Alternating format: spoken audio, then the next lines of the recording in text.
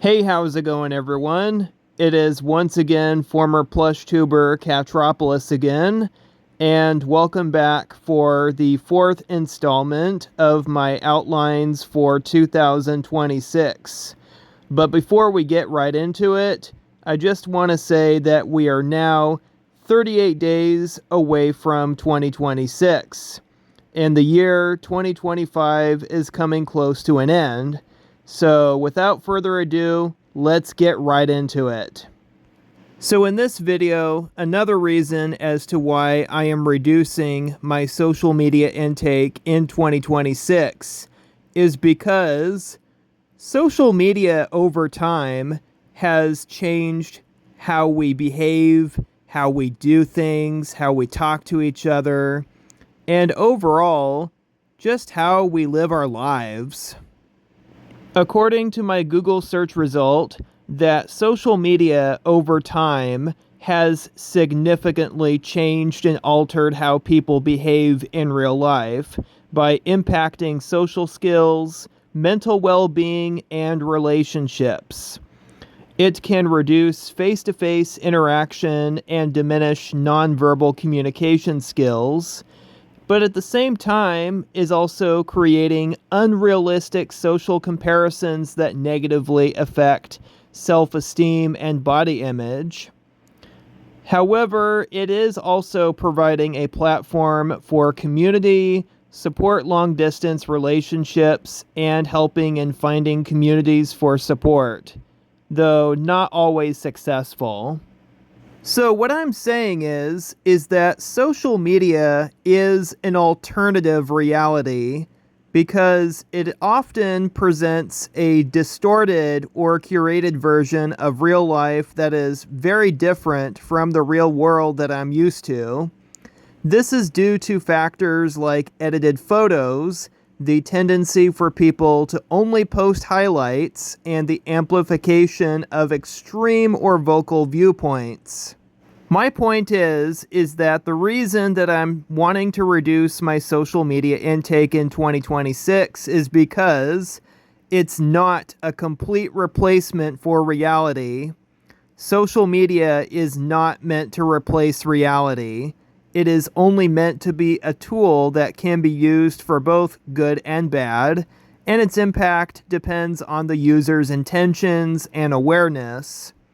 While the portrayal might be an alternative reality, the impacts it has on our real lives, such as our mental health and social connection, are very real. For years, we are digitally living in a parallel universe. It has become so parallel where we can maintain a presence alongside our offline lives, and the two are increasingly intertwined. Ultimately, social media is not real life itself, but a curated and often distorted, altered version of real life. It has become a powerful tool and a second dimension that shapes how we see the world and ourselves, with both positive and negative consequences.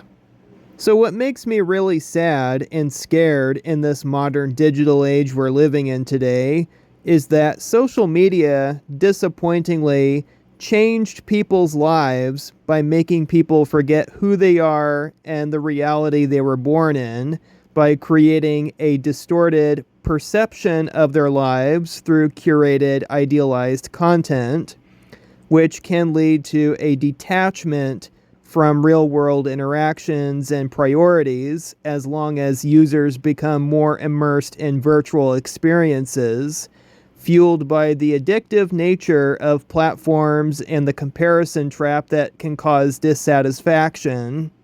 This means the constant exposure to idealized and fake versions of people's lives have led to feelings of inadequacy, while focusing on online personas can distract from one's authentic self and lead to a virtual life that feels more realistic. This can cause people to mold their identity around trends and algorithms rather than their own personal values and interests. What's been really going on that has contributed to my decision to reduce social media intake is because that over time we have unconsciously allowed this piece of technology to take us in a direction that shifted us away from the real life experience that we're supposed to have, with the ability to meticulously edit photos, videos, and captions that led us to disconnect between our online and offline selves, which caused us to place more value on our virtual identity than our core identity. And the constant barrage of global issues and news have overwhelmed us, pulling focus away from our immediate community and personal lives.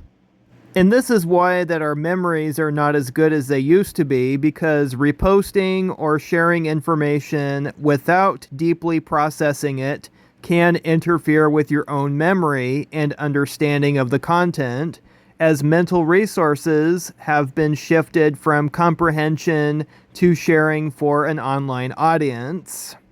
Another reason that I'm cutting back on my social media intake is because, often than not, social media is unsocial because of how people behave these days. Because social media contributed to rudeness through factors like the lack of nonverbal cues, such as eye contact, which decreases empathy, the sense of anonymity and detachment, which can lower accountability, and the time lag between posts, which allows for less considered responses.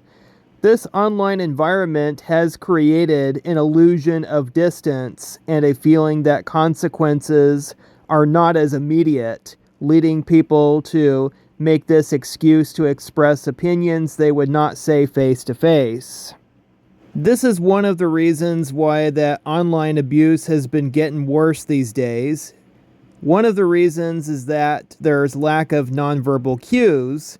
No eye contact, meaning the absence of direct eye contact, is a major factor, making it easier to be rude, as it removes a key element of human interaction that curbs aggression and fosters empathy.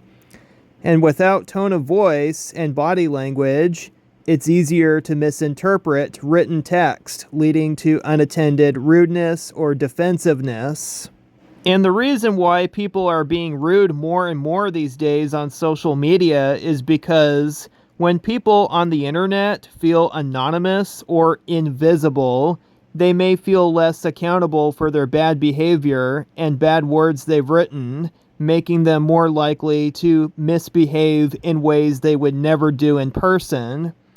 The distance of online communication has sadly generated a sense of detachment, allowing people to vent frustration without immediately seeing the impact it has on other people.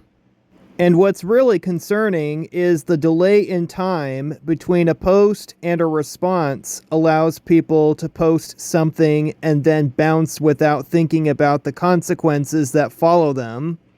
Some online platforms can feel more like a competition or a game where traditional rules don't apply and people feel more equal or less inhibited.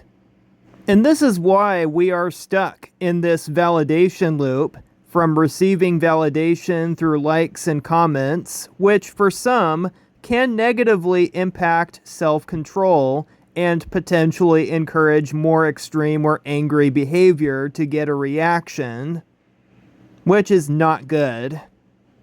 So I bet a lot of people are on the same boat as I am as to why I am reducing my social media intake in 2026 is because overall, rudeness and toxicity on social media platforms are significant reasons why people are reducing or ceasing to use these platforms.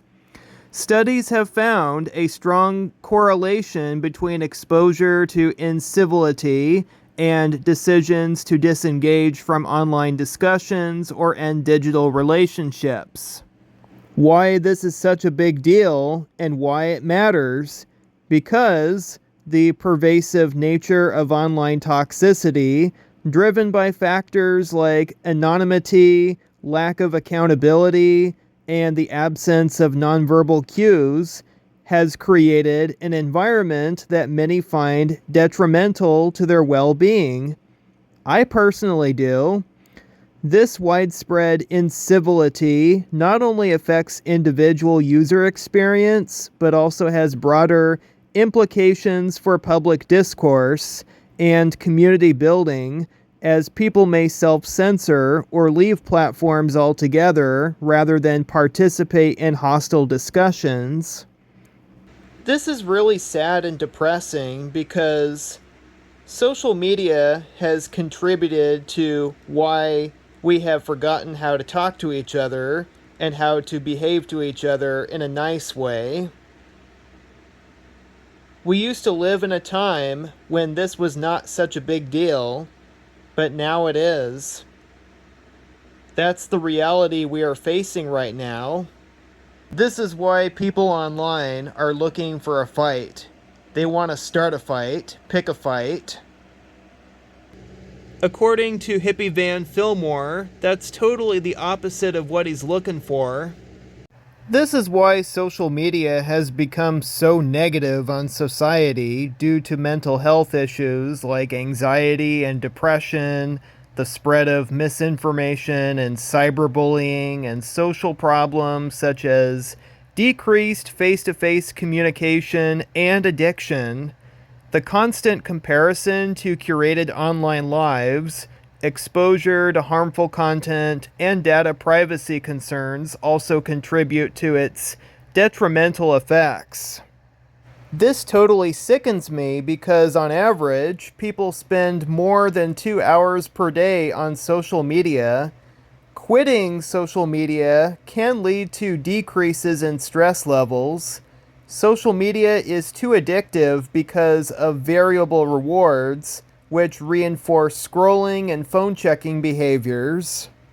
This is why people are often too angry, too sad, too sick, too scared, too anxious, too envious, and embarrassed.